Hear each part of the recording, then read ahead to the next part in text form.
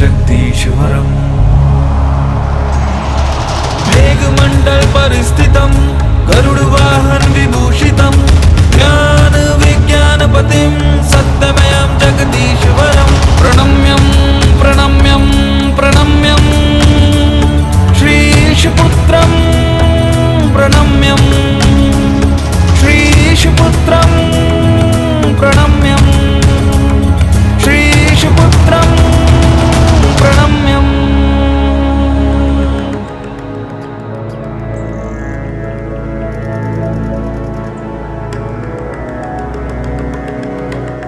जहां पुष्पक सिद्धांत पर महासिद्ध भृणुनाथ ने अद्भुत कार्य किए, वहीं महासिद्ध उद्रमाकुलनाथ ने पुष्पक के पंखों वाले सिद्धांत को समझाने व विकसित करने के लिए शिष्यों को विभिन्न प्रयोग बताए।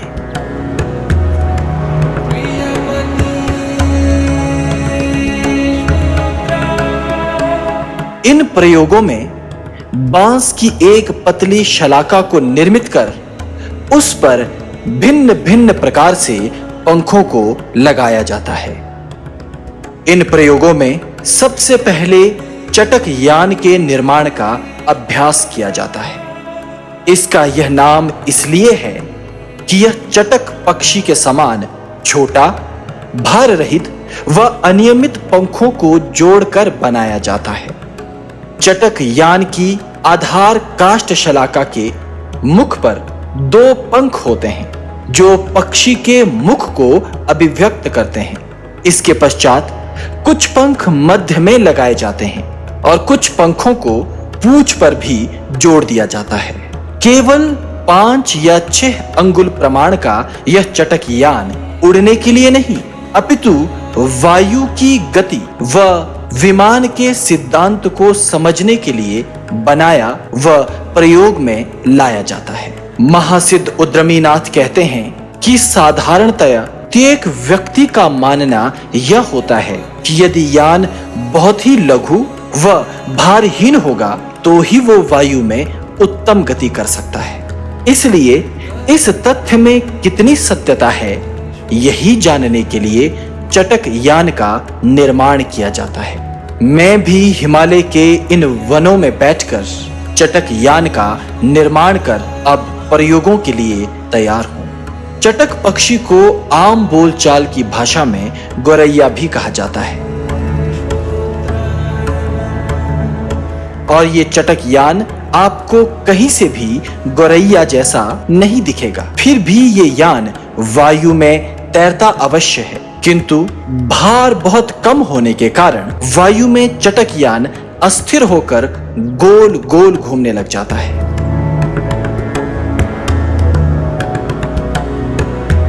इसलिए महासिद्ध उद्रमीनाथ शिष्यों को सूत्र देते हुए कहते हैं कि विशाल व प्रचंड वायु वेग के समक्ष लघु आकृति व भार लघुता कभी शुभ नहीं होती।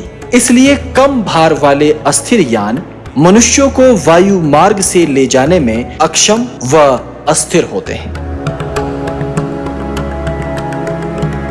महासिद्ध उद्रमीनाथ के इस सूत्र को समझने के लिए हम इस चटक यान को हिमालय के पर्वतों पर बहती वायु में थोड़ी ऊंचाई से नीचे गिराकर देखते हैं।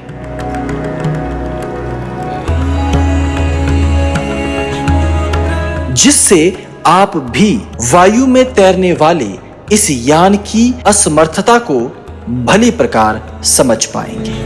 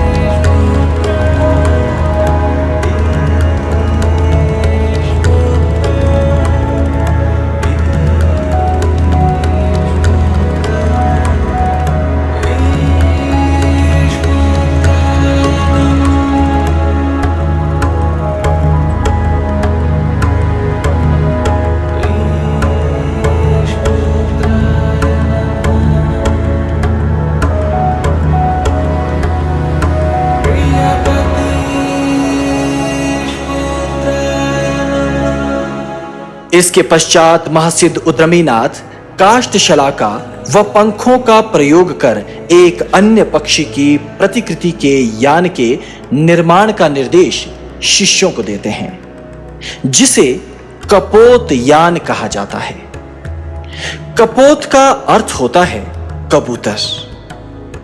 इस यान के अग्रभाग पर कुछ पंख लगाकर शिरोभाग का भली प्रकार निर्माण किया जाता है।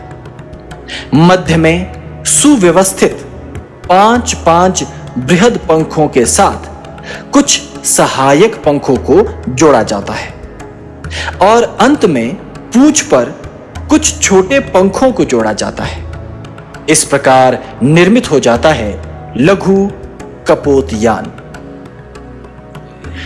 कपोत यान 8 से 9 अंगुल का होता है। वह इसे थोड़ा भारी बनाया जाता है ताकि यह वायु में अपनी दिशा की ओर सही प्रकार से तैर सके।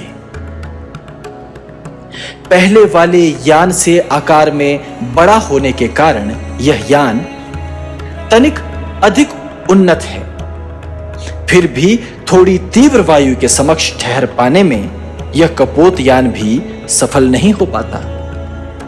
किंतु जब शिष्य चटक यान के अनियमित पंखों के बाद कपोत यान के सुव्यवस्थित पंखों का प्रयोग करता है तो वो समझ जाता है कि वायु में तैरने के लिए पंखों को कैसे सुव्यवस्थित करना है।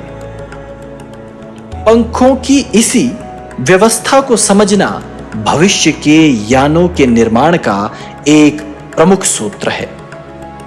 यद्यपि महासिद्ध उद्रमीनाथ कहते हैं कि इन प्रयोगात्मक यानों का परीक्षण स्थिर वायु में ही करना चाहिए, तथापि मैं इस कपोत यान को भी अन्य सभी प्रतिकृति यानों के समान ही वायु की स्थिर व अस्थिर दोनों ही गतियों में छोड़कर देखूंगा। मैं ये जानता हूं कि कपोत यान अस्थिर वायु के लिए नहीं बना, किंतु स्थिर वायु में यह थोड़ा तैर अवश्य सकता है। तो आइए इस कपोत यान का भी परीक्षण करके देखते हैं कि यह चटक यान से कैसे उत्तम है। किंतु फिर भी वायु मार्ग के लिए इसकी रचना अपूर्ण ही प्रतीत होती है। यद्यपि अपने नाम कपोत को यह यान सार्थक करता है, किंतु पंखों की संख्या कम होने के कारण यह वायु में अधिक समय नहीं रह पाएगा।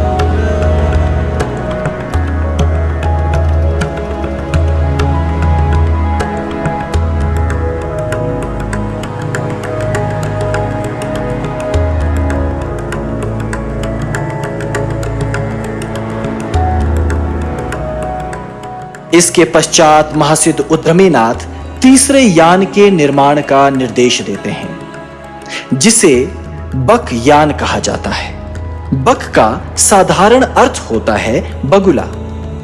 यद्यपि यह यान बगुले जैसा नहीं दिखता, तथापि यह बक यान भली प्रकार वायु में उड़ सकता है।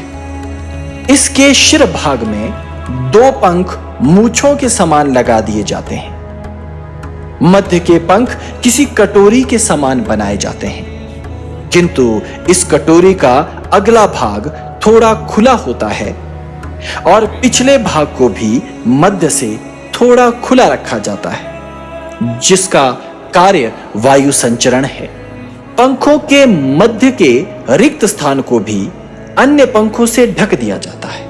यान के पिछले भाग में पूंछ को भी पंखों से भरा हुआ और थोड़ा बड़ा बनाया जाता है, किंतु इस बकयान के पूंछ के पीछे वाले पंखों को थोड़ा ऊपर की ओर मोड़ कर रखा जाता है ताकि यह वायु में नौका की भांति विहार कर सके। पूर्व के दोनों यानों चटक यान व कपोत यान से अधिक उन्नत इस यान की ग्रीवा व मध्य की पूंछ वाली दंडिका भी अधिक लंबी होती है। स्वनाम की भांति ग्रीवा पतली व पूंछ की ओर बढ़ती शलाका थोड़ी मोटी और चौड़ी होती है। यह यान भी वायु वेग का सामना नहीं कर सकता, किंतु स्थिर वायु में दूर तक गति करने में समर्थ है। यह बकयान किस प्रकार स्थिर वायु में उड़ता है मैं ये बाद में दिखाऊंगा, किंतु अस्थिर वायु में यह यान अपनी गति नहीं कर पाता है।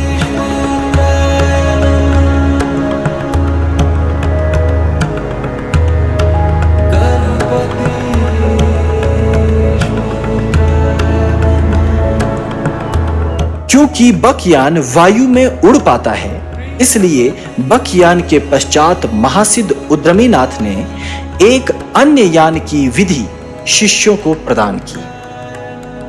यह यान वायु में आगे की ओर तो अधिक गति नहीं कर सकता, किंतु वायु में किसी भी प्रकार छोड़े जाने पर यह अपना संतुलन बनाकर भूमि पर भली प्रकार उतर जाता है। इस यान को नाम दिया गया कुक्कुट यान। कुक्कुट अर्थात मुर्गा। वायु में आगे फेंकने पर भी यह यान आगे नहीं जा पाता, अपितु सीधा भूमि की ओर उतरने लगता है, अर्थात कुक्कुट के समान ही यह दूर तक उड़ने में असमर्थ है। यह कुक्कुट यान मध्य में कटोरी के समान ही गोलाकार पंखों से युक्त होता है। शिरोभाग पर दो पंख नीचे से ऊपर की ओर कटोरे के समान ही लगे होते हैं। ग्रीवा पतली व मध्य से छोटी होती है। पूंछ का भाग थोड़ा मोटा व लंबा होता है और पूंछ पर सभी पंख किसी पक्षी की भांति पीछे की ओर होते हैं। इस कुक्कुट यान में यदि आप चाहें तो थोड़ा सा भार जैसे कि पत्थर या लकड़ी का टुकड़ा रखकर वायु में छोड़ सकते हैं, जिससे यान की वायु में स्थिरता बढ़ती है। किंतु मैं इस पर कोई भार नहीं डालूंगा ताकि बिना भार ही मैं इसका परीक्षण कर सकूं। कुक्कुट यान के नीचे की ओर भी कुछ हल्के पंखों को लगा दिया जाता है। इस तरह से विचित्र दिखने वाला यह कुक्कुट यान बनकर पूरी तरह निर्मित हो जाता है। इसे वायु में छोड़ते ही यह पता चल जाता है कि यह नीचे भूमि की ओर आने में कुशल है। मैं पुनः कह रहा हूं कि इस पर भार रखकर छोड़ा जाता है, किंतु मैं अपने अध्ययन के लिए इसे बिना भार पहले अस्थिर वायु में फिर स्थिर वायु में छोड़कर देखूंगा, ताकि आप भी ये समझ जाएं कि महासिद्ध उद्रमाकुलनाथ इस कुक्कुट यान से क्या समझाना चाहते हैं।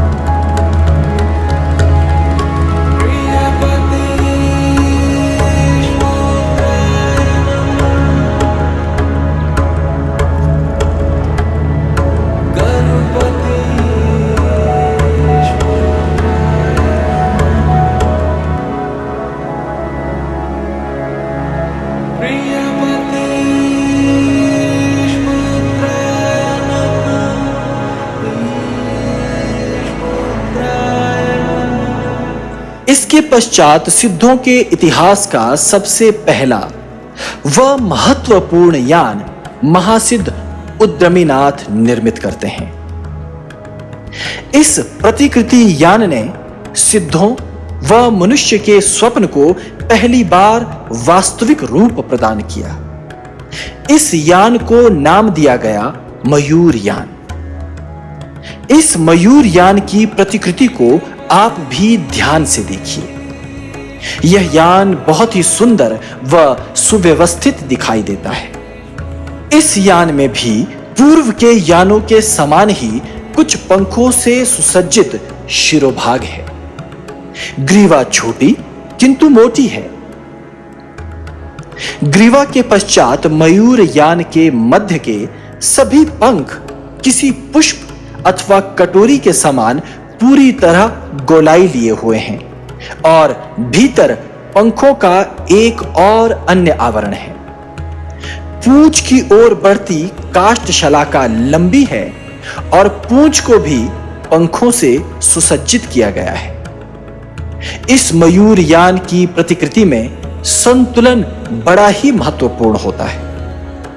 जब हिमालय के वनों में मैंने स्वयं इस मयूर प्रतिकृति यान का निर्माण किया तो पुरातन इतिहास पुनः मेरी आंखों के सामने आ खड़ा हुआ।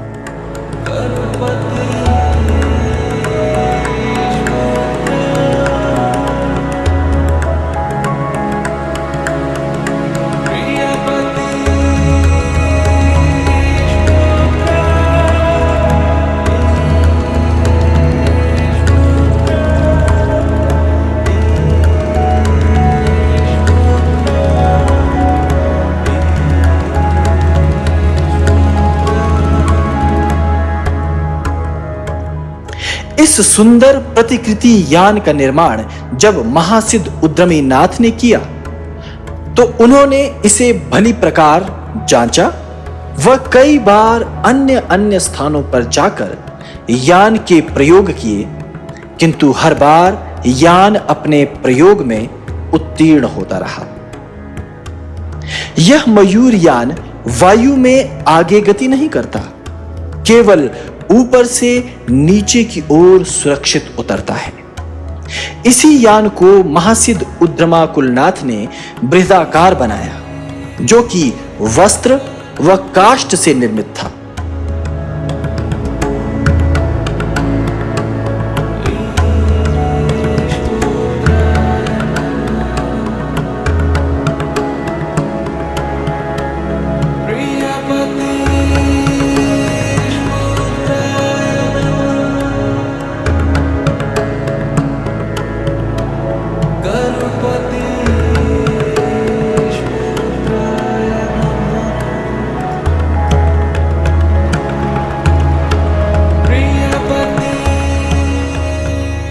उन्होंने इसे एक खड़ी पहाड़ी के ऊपर दो मोटे काष्ठों से निर्मित मंच पर रख दिया।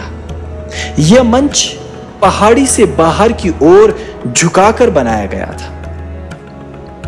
पहाड़ी की तलहटी में मयूर यान के संभावित उतरने वाले स्थान पर मकई के सूखे डंठलों की बहुत सी ढेरियां लगा दी गईं और फिर स्वयं महासिद्ध उद्यमीनाथ उस मयूर यान के मध्य में जाकर बैठ गए।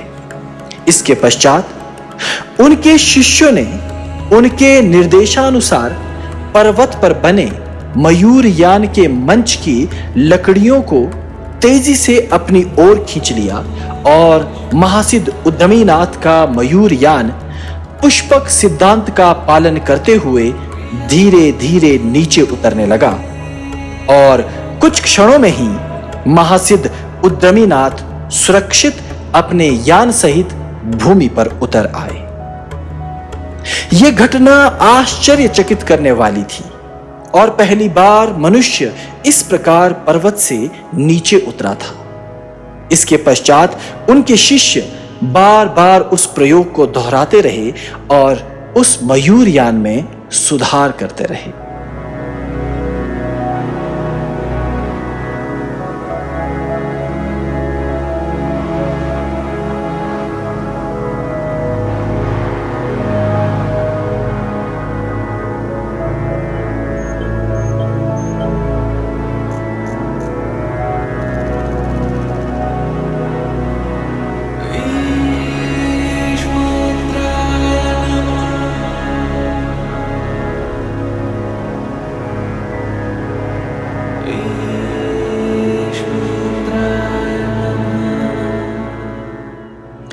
किंतु महासिद्ध उद्यमीनाथ अभी संतुष्ट नहीं थे।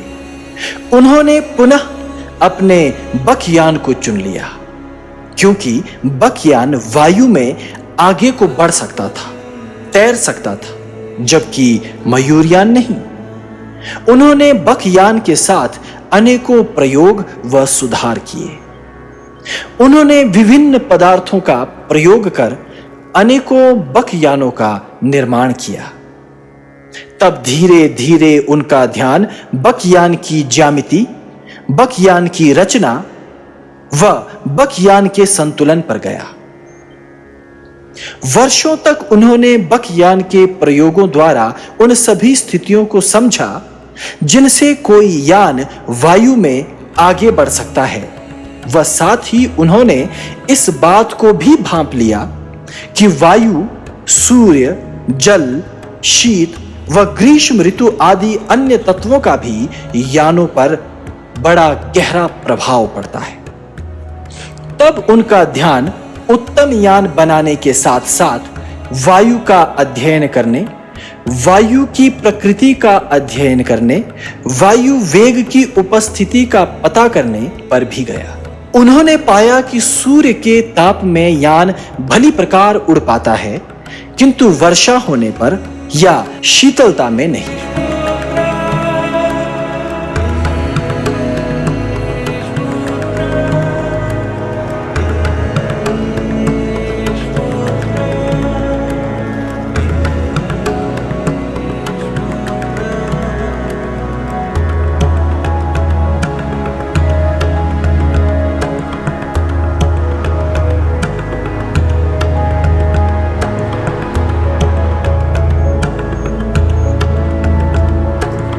उन्होंने कभी वायु में तीर बनाकर उसकी गति का अध्ययन किया, तो कभी पंखों का पुष्पक बनाकर उसका अध्ययन किया।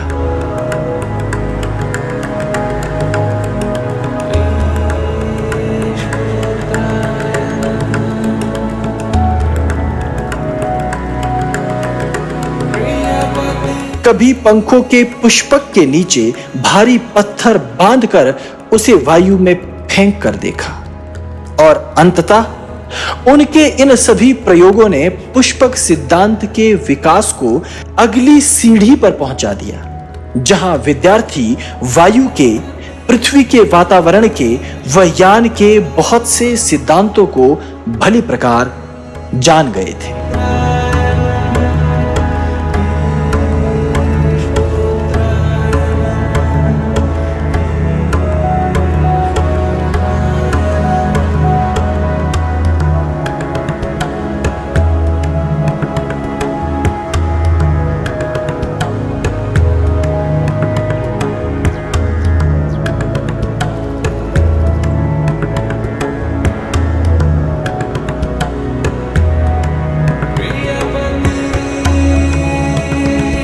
वहीं दूसरी ओर अपने हाथों में पुष्प लिए महासिद्ध भृणुनाथ अपने प्रयोगों को निरंतर आगे बढ़ाते जा रहे थे। जब उन्होंने महासिद्ध उद्रमाकुलनाथ के मयूर यान को पर्वत पर से नीचे सकुशल उतरते देखा, तब उन्होंने पुष्पक सिद्धांत का प्रयोग करते हुए पुष्प की पंखुड़ियों से निर्मित एक अन्य यान का निर्माण कार्य आरंभ कर दिया।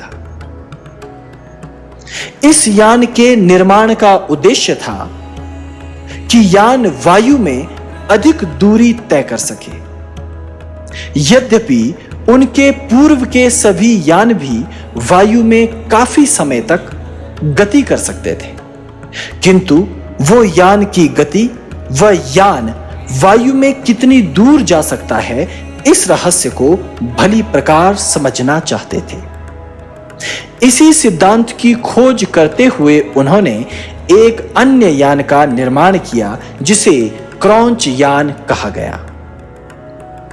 इस यान की संरचना का सूत्र क्रौंच पक्षी को देखकर लिया गया था, इसलिए इसे क्रौंच यान नाम दिया गया।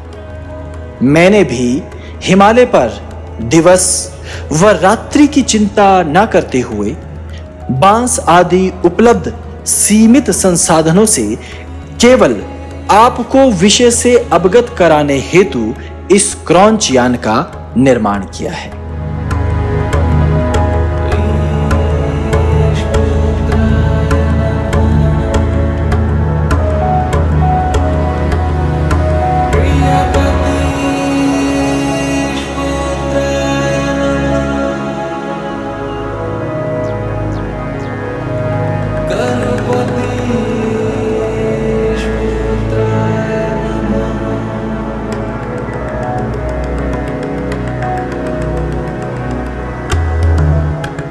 अपने विभिन्न प्रयोगों के द्वारा महासिद्ध भृणुनाथ ने यह जाना कि यान के वस्त्र पर कुछ ऐसा होना चाहिए जो यान को मत्स्य के समान स्निग्ध बना दे। जैसे जल में से मत्स्य को बाहर निकालने पर उसे पकड़े रखना मुश्किल होता है, उसी प्रकार वायु में वस्त्रों द्वारा निर्मित पंख गति को बाधित करते हैं। अतः वस्त्र रूपी पंखों पर अवश्य ही कुछ होना चाहिए। इसलिए वनों से थोड़ा सा गोंद लेकर उन्होंने चावल को जल में उबालकर गोंद का लेप तैयार किया, जिसे वस्त्र पर हर ओर लगा दिया गया। मैंने भी महासिद्ध भृणुनाथ की उसी परंपरा को दोहराया। रात्रि भर यान के निर्माण में समय निकल गया और सुबह तक वस्त्र के पंख लगाकर वह वस्त्र का शिरोभाग व पूंछ निर्मित कर मैंने क्रॉन्च यान को निर्मित कर लिया।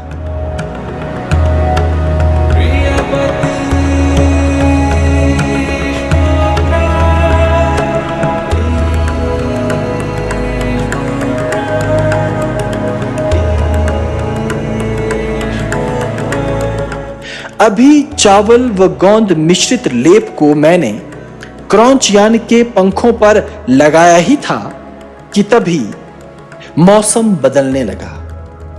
हिमालय पर प्रतिपल मौसम बदलता ही रहता है और मेरे बनाए यान वर्षा में भीगने के कारण उसी समय फिर पुनः उड़ने योग्य नहीं रहते। इसलिए मैंने क्रॉन्च यान में लगे लेप के सूखने की भी प्रतीक्षा नहीं की और क्रॉन्च यान पर अपने 3 मुख्य प्रयोग किए।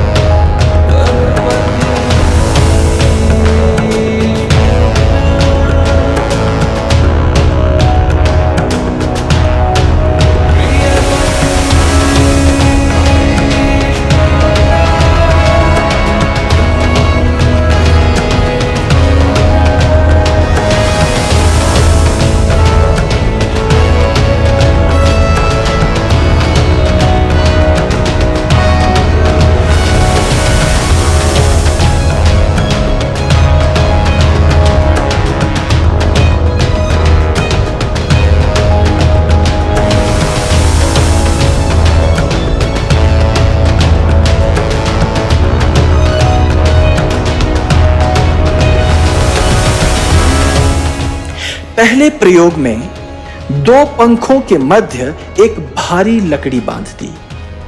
दूसरे प्रयोग में क्रॉन्च यान की चोंच थोड़ी लंबी बनाई व तीसरे प्रयोग में लंबी चोंच के साथ ही एक भारी लकड़ी भी बांध दी। यद्यपि मेरा क्रॉन्च यान सूखा नहीं था, तब भी वो अभी तक निर्मित सभी यानों से आगे जाने में समर्थ था।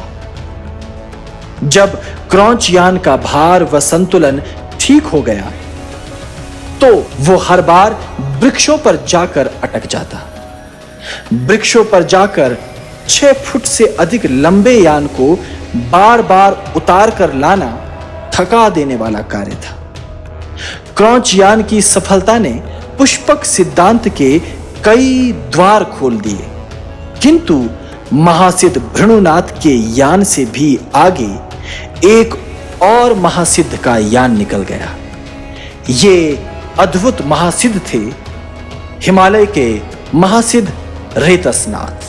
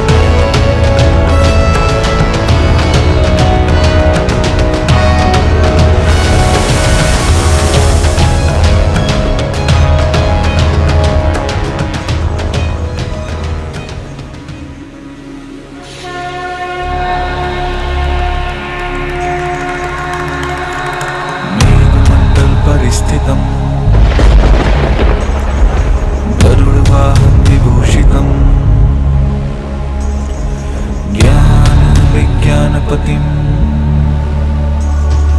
सत्यमेव जगदीश्वरम् मेघमण्डल परिस्थितं गरुडवाहन विभूषितं ज्ञान विज्ञानपतिं सत्यमेव जगदीश्वरं प्रणम्यं प्रणम्यं प्रणम्यं श्रीशपुत्रं प्रणम्यं श्रीशपुत्रं प्रणम्यं श्रीशपुत्रं प्रणम्यम् मेघमण्डल परिस्थितं गरुडवाहन विभूषितं ज्ञान विज्ञानपतिं सत्यमेव जगदीश्वरम् मेघमण्डल परिस्थितं गरुडवाहन विभूषितं ज्ञान विज्ञानपतिं सत्यमेव जगदीश्वरं प्रणम्यं प्रणम्यं प्रणम्यं श्रीशपुत्रं प्रणम्यं श्रीशपुत्रं